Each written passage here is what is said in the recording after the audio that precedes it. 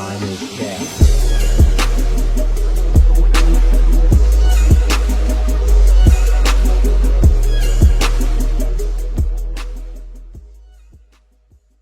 Shout out to Industries TV. And most importantly, shout out to y'all for tapping in. This video is Lola Brooke, this Billy B, who is featured on Don't Play With It.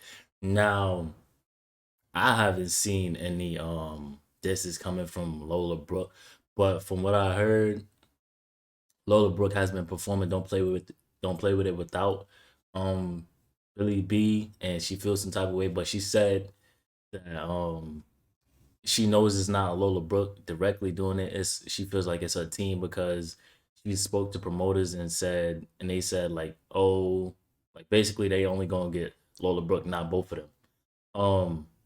This is not really too surprising to me, for the simple fact that a lot of stuff like this happens when it comes to music and features, but we ain't gonna talk too much. So without further ado, we're gonna get straight into the video.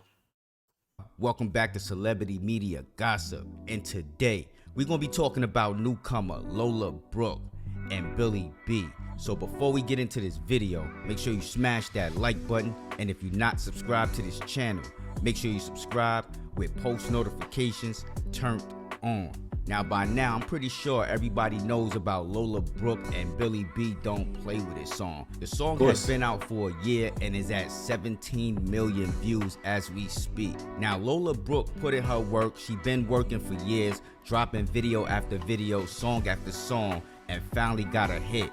Billy B also been working for years, dropping song after song. Now she do got some heat, but ain't Billy B the one that had a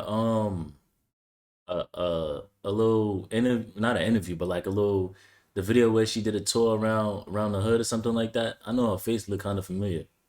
She hasn't popped off yet. So her doing a feature with Lola Brooke when Lola Brooke was on the come up and she's on the come up was a perfect connection, because they both from the same town, Brooklyn.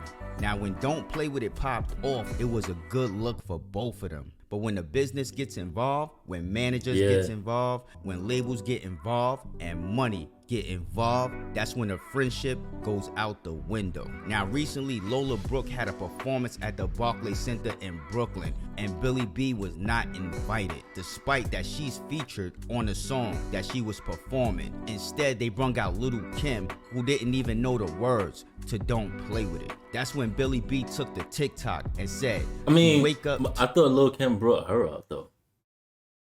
Yet another Don't Play With It performance in the city without Billy B. Now she has a right to feel that way, because if you in this city, why didn't you even invite her? Even if she didn't perform, you could have invited her if that's your friend. Now, Lola Brooke didn't have a problem hitting Billy B up to be on the feature. Remember, she hit Billy B up. Billy B didn't hit her up. Now, I know many people might say, well, it might be her management, it might be her label, but at the same time, just like she called for that feature, she could have called to invite her, even if she didn't perform.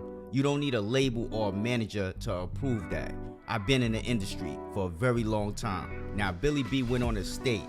Apollo isn't the first or second or third performance that went on in New York City that I wasn't invited to or even told about prior to.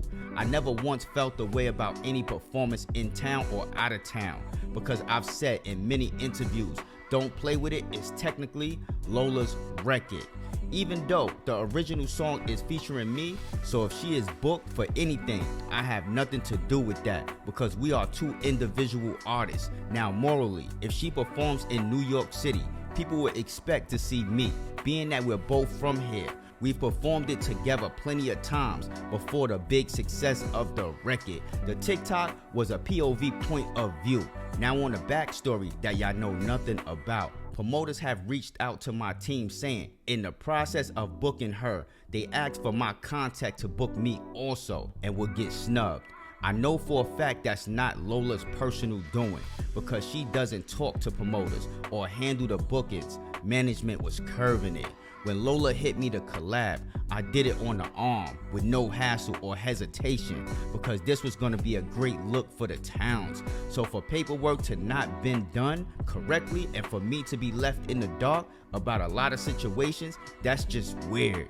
People keep saying, why didn't I just call her? But not understanding, I'm not the one in the wrong. Y'all only seeing the TikTok, so I understand the confusion, but it's a lot going on behind the scenes. Now let me just say this. Well, Even if I don't know what she mean by that, but I'm pretty sure by now they spoke or close to speaking or something is going on behind closed doors.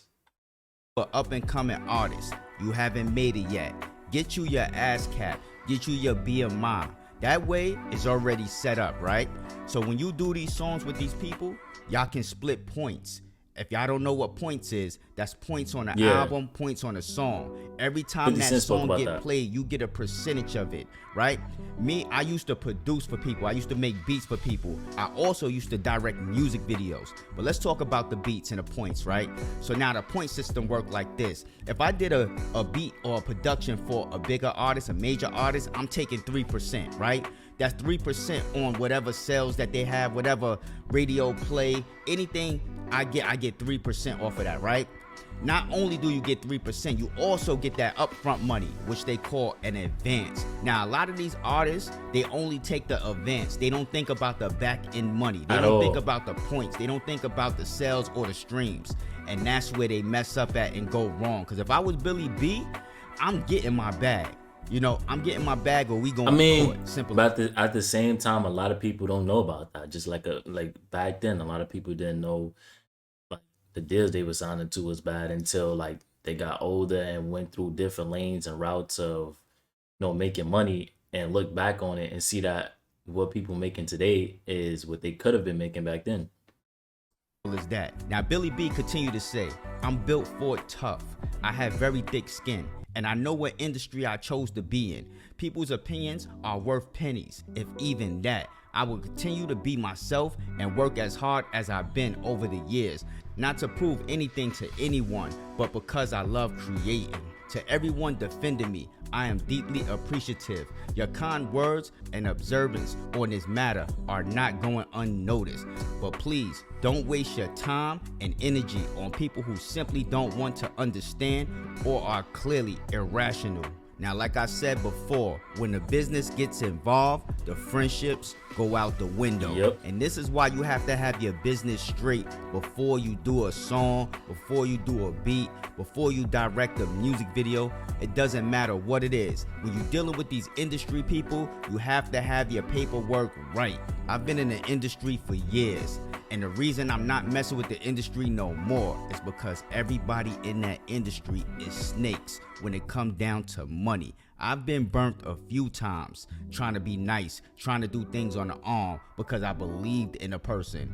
I done Can't be gave nice people when it comes to beats business. and didn't even charge them. I just wanted points on the back end. Certain things like that, and still end up getting burnt. Now, I know y'all probably have questions like, how do you get around these people? How did you get in the industry? I started out working for Def Jam back in the day. I worked for Def Jam on the street team. I don't know if y'all know what the street team is, but I worked on the street team. Then I went from Def Jam to working for Bad Boy Records, Puff Daddy, Biggie. So I started out working with Bad Boy on the street team. And this is how you meet people. This is how you get your foot in the door. At least back in the day, that's how you got your foot in the door and close to these artists. That's how I got connected with Foxy Brown, was in the studio with Foxy Brown, was in the studio with AZ, was in the studio with Uncle Murder, was in the studio with Mano, was in the studio with a lot of these people working with these people. So at the end of the day, I have first-hand knowledge of what goes on in the music industry. And this is why you should have your paperwork right before you even try to do a song with people. Go to BMI, sign up for a BMI account, right? Go to ASCAP, sign up for an ASCAP account. He giving free game. He ain't even got to do this because I was wondering when he kept talking about points and all that. I know what points is because 50 Cent explained it, but he's showing you exactly how to do it. So for y'all that's, you know what I'm saying, supporters of me and y'all do music, make sure y'all get in tune with this so y'all can make sure y'all make the money y'all supposed to be making. Count. Get everything in place. That way you get royalty checks anytime a song that you on gets played. No matter if it's streamed, no matter if somebody buy it, you get royalties. And not only that, trademark your name so nobody can make money on your name. Nobody can take your name. Right. Trademark your name and then go for LLC. LLC everything. Get a business bank account. Like I'm telling y'all, like people are snakes. You have to have your business correct. Now, before I get up out of here, I wanted to show y'all And the LLC definitely protects your personal assets too. some proof. So if y'all take a look at the screen, that is BMI. BMI is what I'm signed up with when it comes down to me making beats and producing for these artists. Now, if y'all take a look at the screen, y'all see it says shares, right? So at the top, it says songwriter and composer. 100%. That is the person who wrote the song and performed the song in the studio, and that's their government name, so I had to blank it out. And any other personal information I blanked out. I just want y'all to focus on the shares. So now if you look below that, it says publisher. It has my entertainment company and that person entertainment company. Now if you look at it, it says 50% shares. That means I got 50% and that person got 50%. That's what we agreed on, so that's what we split. But before I get up out of here, I'm going to post a few more clips to let y'all know that I'm not just talking, that this is real. Backing I've it up. been in the industry. Anybody can talk, anybody can say, but you need the proof, and I have the proof. Now this first clip right here is me chilling with AZ before the show. Being that I was on tour with him, I was filming every show and every performance. Now right here, we on stage. I'm the one holding the camera and my cell phone is recording the camera. So y'all can see that I'm the one filming the live show. So not only was I producing for a lot of these artists, I was on tour with them. I directed music videos for them. I'm even in the studio with Uncle Murder right here in this clip, with him listening to some of my beats, and I'm recording behind the scenes so I can have studio footage. Now this clip right here is of Paul Kane. If y'all don't know who Paul Kane is, that is Fabulous brother. He also do music. They think look This at is at a video shoot where I was shooting a music video for Paul Kane. But with that being said, make sure y'all smash that like button. Man, shout out to Industries TV, always giving free game. I definitely rock with him. Let me know what y'all think in the comment section down below. With that being said, I appreciate y'all for all the love and support. Love is love, and I'm gonna catch y'all in the next video.